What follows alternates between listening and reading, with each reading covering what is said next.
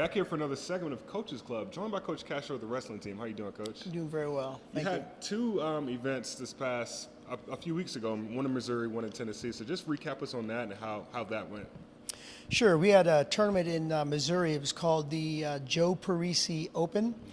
In this tournament, there's two divisions, the black division and the gold division. Black division represents the freshmen and sophomores.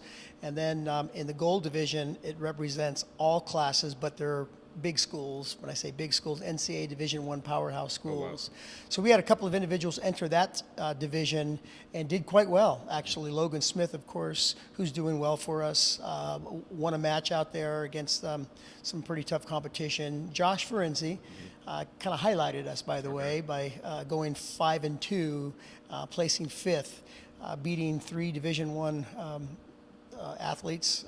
Matter of fact, they were all Big Ten athletes. Illinois, he beat a kid from Illinois, beat a kid from Missouri, beat another kid from West Virginia. So I tell you, he did really, really well.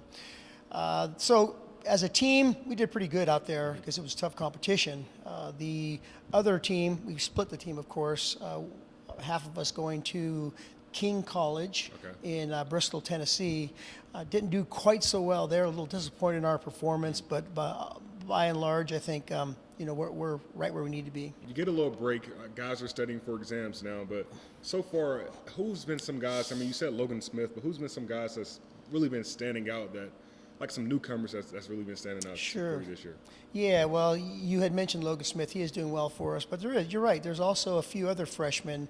Dal Nanga, he's a young kid from a freshman from Maryland, who placed in two tournaments for us already.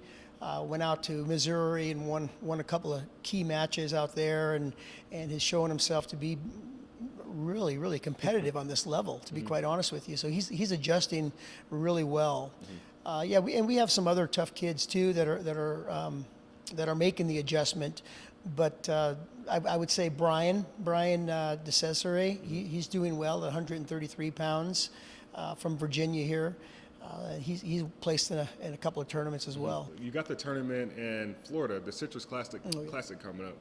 And just like you said, you get a little break in between now and then, but what are you most looking forward to for that event coming up?